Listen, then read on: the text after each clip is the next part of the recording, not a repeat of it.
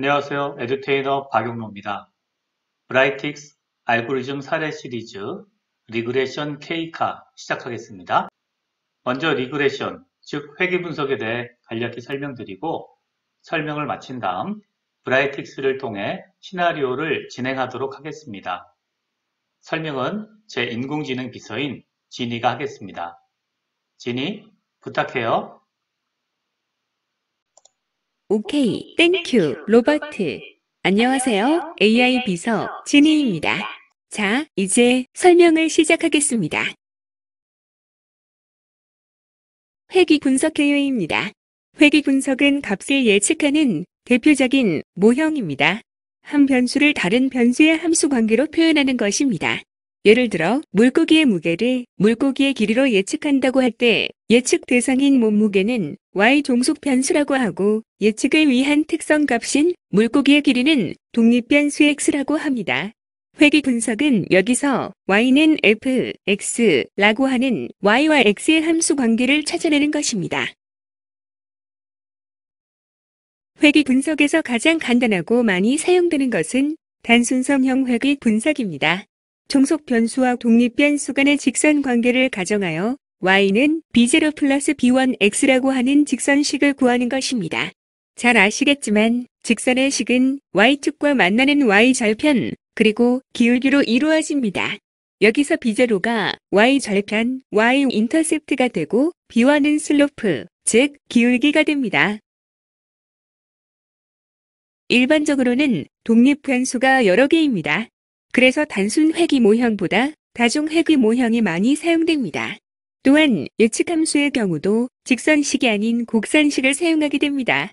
그런데 곡선식의 경우는 변수 변환을 통해서 직선식으로 변환할 수 있고 다중 회귀인 경우도 매트릭스와 벡터 노테이션을 통해서 단순 선형 회귀 형태로 변환할 수 있습니다. 해서 이해를 돕기 위한 설명에서는 단순 선형 회귀 모형을 많이 사용합니다.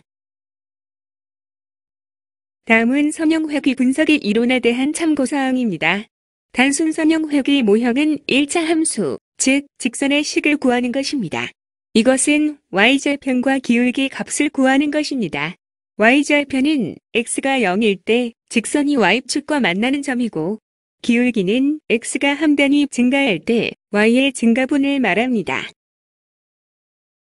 그렇다면 회귀 분석을 한다는 것은 무엇을 뜻할까요?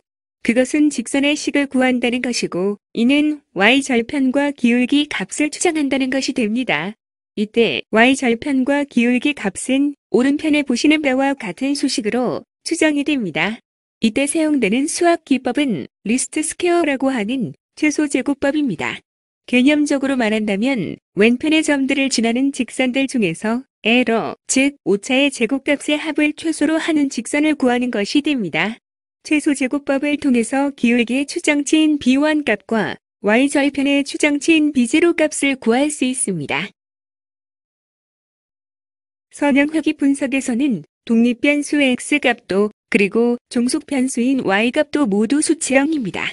그렇다면 범주형 변수는 어떻게 처리해줘야 할까요? 네, 더미 베리어블을 사용합니다. 인덱스 베리어블이라고도 하는데요. 예를 들어 설명하겠습니다. 자동차의 판매량과 마케팅 비용 간의 관계를 구하고자 할 때 자동차의 옵션 색깔에 영향을 준다면 이 색깔이 가질 수 있는 옵션에 대해서 인덱스 변수를 옵션의 개수만큼 만들어주는 것입니다. 색깔이 화이트인 경우 인덱스 1은 1, 인덱스 2는 0. 색깔이 실버인 경우 인덱스 1은 0, 인덱스 2는 1. 이런 식으로 변수를 대응시켜주면 됩니다.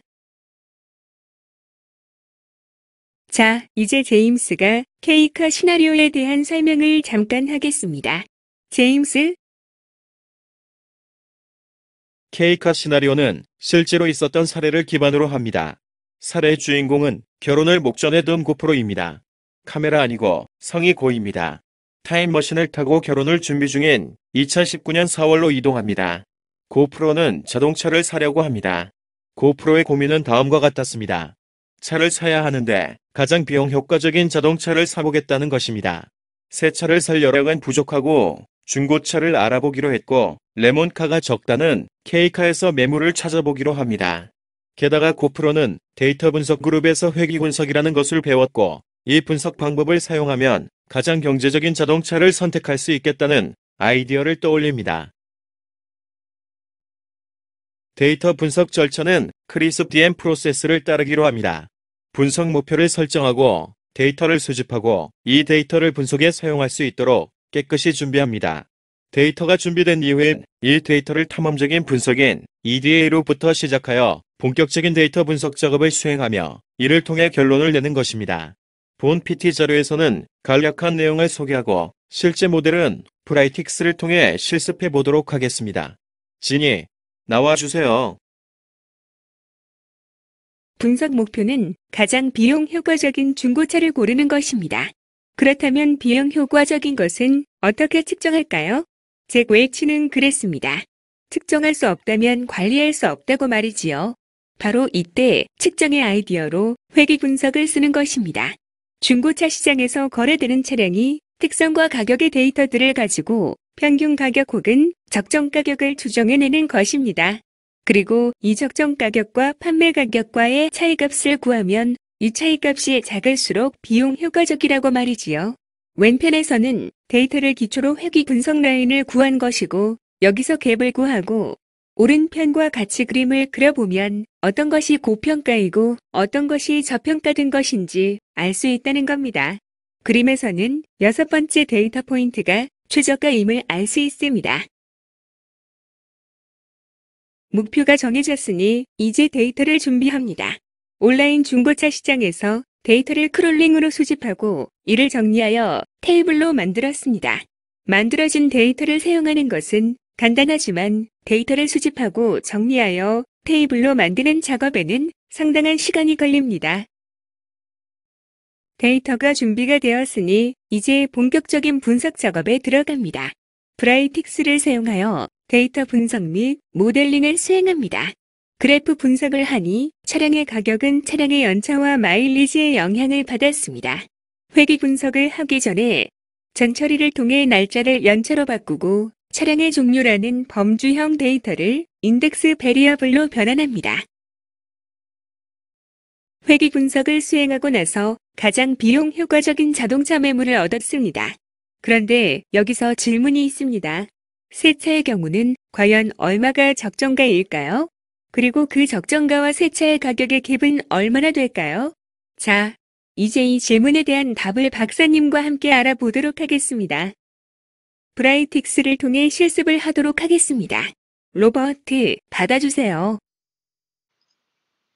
케이카 시나리오 실습 시작하겠습니다. 먼저 데이터를 불러오도록 하겠습니다.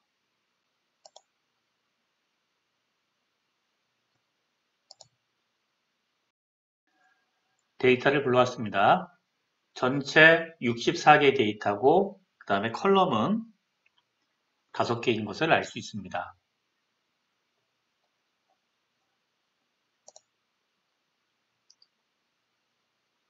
먼저 코릴레이션 한번 보겠습니다. 자, 수치형 데이터를 가지고 볼 수 있는데 수치형 데이터가 킬로미터 프라이스밖에 없네요.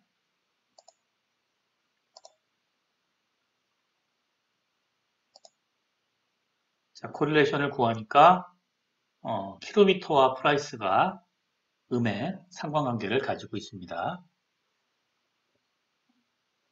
많이 킬로미터가 많으면 가격이 적게 나가겠죠. 자, 특별한 정보를 묻어뒀고요. 그 다음에 프로파일 탭을 보겠습니다.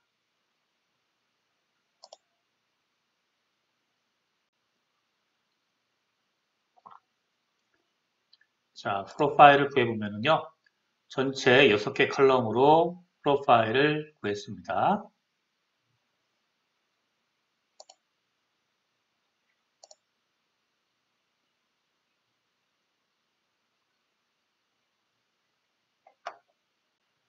자, 베리어블이 퓨얼은 이제 디젤과 가솔린 두 가지 종류가 있었고요. 그 다음에 킬로미터가 있고, 그 다음 네임, 아반트 AD, 투싼 이렇게 있었고, 그 다음에 아더 밸류, 톡을 한번 해볼까? 톡을 하면 이렇게 해서 미니, 벤츠 이렇게 나와 있습니다. 자, 그 다음에 가격대를 보니까 뭐 주로 이 정도 가격이 많네요.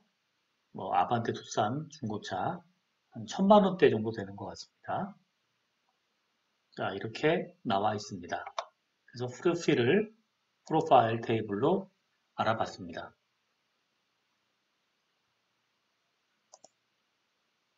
자, 다음에는요, 이 이어라고 하는 것이 문자형으로 되어 있어요. 연도라. 이걸 가지고 날짜 함수를 이용해서 연차를 구해보도록 하겠습니다. 자, add 펑션 컬럼을 썼고요. 여기에 age라는 걸 썼습니다. age는 줄리안 데이라는 함수를 썼고요. 날짜 차이를 구하고 이 줄리안 데이는 날짜 수를 구합니다. 그래서 이 날짜 수를 구하고 365로 나누면 연도가 나오는 거죠. 몇 년 됐는지 이렇게 구했고요. mkm은 만 킬로입니다. 만 킬로. 그래서 마일리지를 만 킬로로 구했습니다. 자, 런 버튼 클릭. 자, 그러면은요. 새로운 칼럼이 추가가 됐겠죠.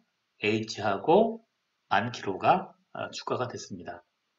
자, 이 데이터 같은 경우는 첫 번째 데이터는 3.24년이 됐고 그 다음에 92,900km를 탔다. 이렇게 알 수 있습니다. 자, 두 개의 변수가 생겼습니다. 자, 이걸 가지고 리니어 리그레이션 트레인을 해보도록 하겠습니다. 데이터가 자, 이렇게 나와 있습니다. 피처 밸류는 H하고 만 킬로로 잡았습니다. 연차하고 그 다음에 프라이스는 어떤 관련이 있느냐. 자, 중고차 가격과 연차하고 만 킬로는 당연히 음의 상관관계가 있겠죠. 일반 상식적으로 오래된 차일수록 값이 쌀 거고요. 많이 탄 차일수록 값이 싸겠죠. 자, 그렇게 해서 리니어 리그레이션 결과를 구했습니다. 자, 여기 나와 있는 것처럼 AG에는 마이너스 62, 그리고 만 킬로는 마이너스 51. 즉, 만 킬로 탈 때마다 51만 원 깎아지고 1년 될 때마다 62만 원 깎아진다. 이런 식으로 생각하면 될 것 같습니다. 자, 이걸 가지고 리니어 리그레이션 프리딕트를 해서 갭을 한번 구해보도록 하겠습니다. 자, 정상 가격이 리니어 리그레이션 트렌드로 나온 거잖아요. 그러면 실제 판매되는 가격하고 정상 가격하고를 비교해서 마진, 갭을 한번 구해보도록 하겠습니다. 자, 먼저 리니어 리그레이션 트렌드를 돌립니다. 자, 그러면 여기에 정상 가격이 계산이 되겠죠? 이렇게 프리딕션으로 계산이 됐습니다. 자, 이것을 가지고 add 펑션 컬럼으로 갭을 구합니다. price 빼기 prediction 구합니다. 자, 구한 다음에 자, 물론 칼럼 차트로 구했네요. 테이블 한번 보겠습니다. 테이블을 보면 오른쪽에 갭이 이렇게 나와 있습니다. 마이너스 값을 가지고 여기는 플러스 값을 가지고 이것을 한눈에 보기 위해서 그래프로 보도록 하겠습니다. 컬럼 차트로 그래프를 그렸고요. 그 다음에 네임, 그러니까 차종을 가지고 색깔을 줬습니다. 자, 보니까 BMW는 600 이상이 되고 에버리지네요, 갭이. 그 다음에 BMW 5 시리즈 미니. 이건 뭐죠? 벤츠는 뭐 900이 넘네요. 평균적으로 벤츠는 900 이상의 갭을 가지고 있습니다. 왼쪽에서 보니까 외제차들은 그 정상 가격보다 좀 고밸류, 비싸게 값이 나오는 것 같고요. 그 다음에 국산차들은 아반떼, 뭐 투싼 같은 거는 가격이 정상가보다 싼 걸로 나와 있습니다. 근데 이거는 가만히 보니까 차종이라고 하는 브랜드 밸류가 지금 고려가 되어 있지 않죠. 이 모델은 마일리지하고 연차만 고려가 되어 있는 모델입니다.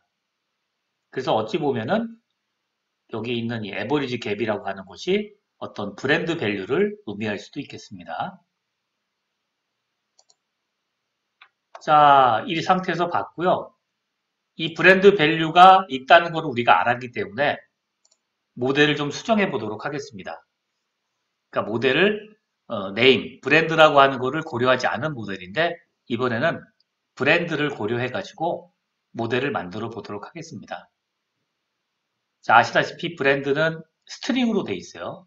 그래서 이것을 리니어 리그레이션에서 사용하기 위해서는 원핫 인코더라는 걸 가지고 인덱스 베리어블을 만들어 줍니다. 자, 옵션을 이렇게 잡아줬고요. 런 버튼 클릭을 합니다. 자, 그러면 오른쪽에서 보는 것과 같이 name BMW3 제로라는 거는 아니다 이런 뜻이고요. 여기 1 나오죠? 이거는 BMW3다 이런 뜻입니다. 그래서 제로한 베리어블로 이렇게 만들어 준 것을 알 수가 있습니다. 자, 이 상태에서 모델을 다시 만들어 보겠습니다. 리니어 리그레이션 트레인을 사용하고요.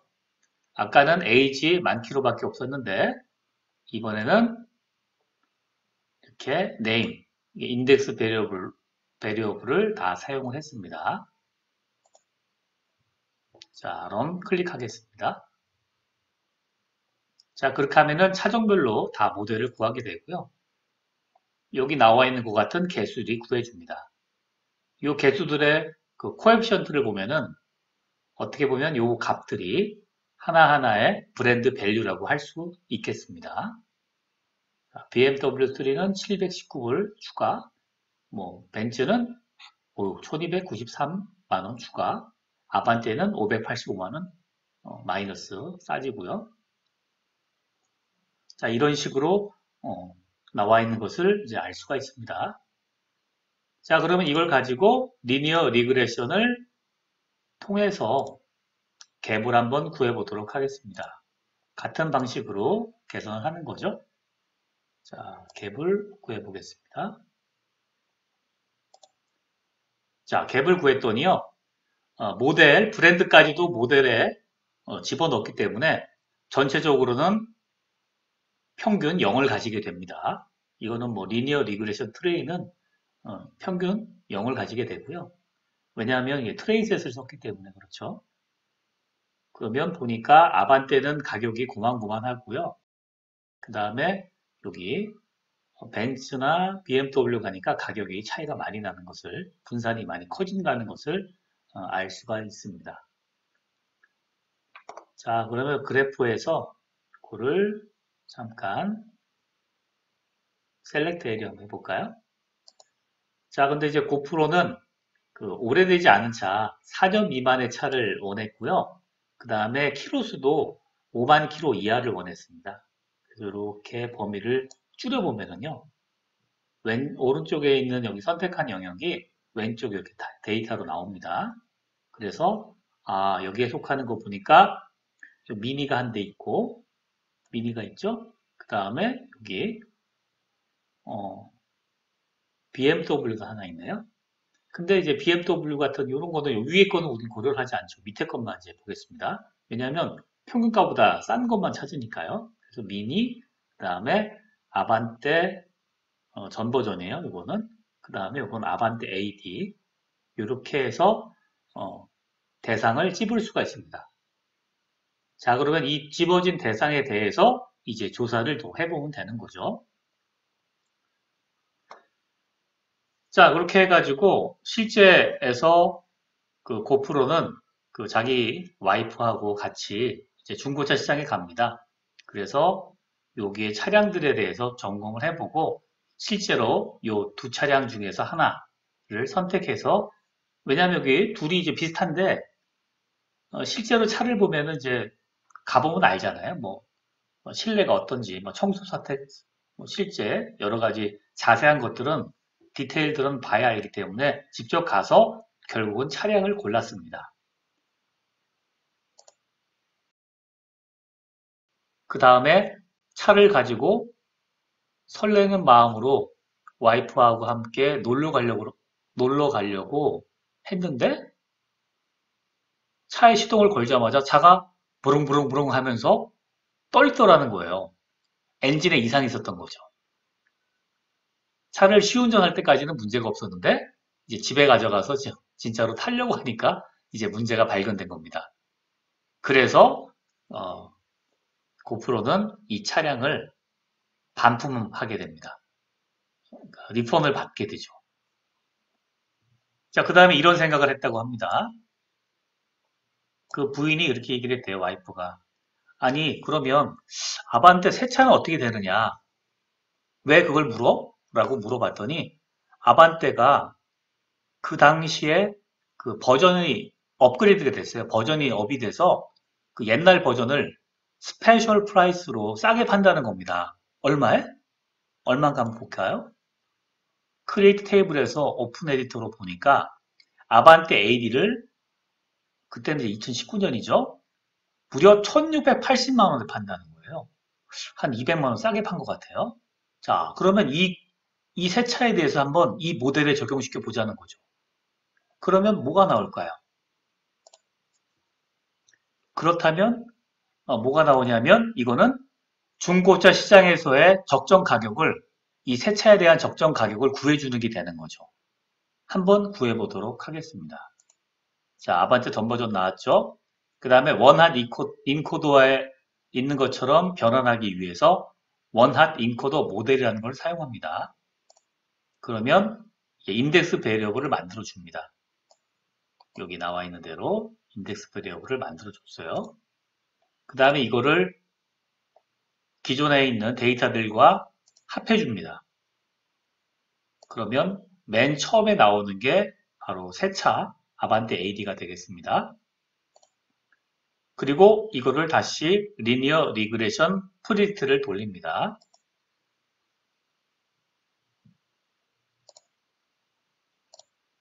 테이블이죠. 테이블로 보겠습니다. 이렇게 테이블로 나오니까 프리딕션 가격이 2019 2019만 원이 나옵니다. 자, 그럼 갭을 한번 구해볼까요?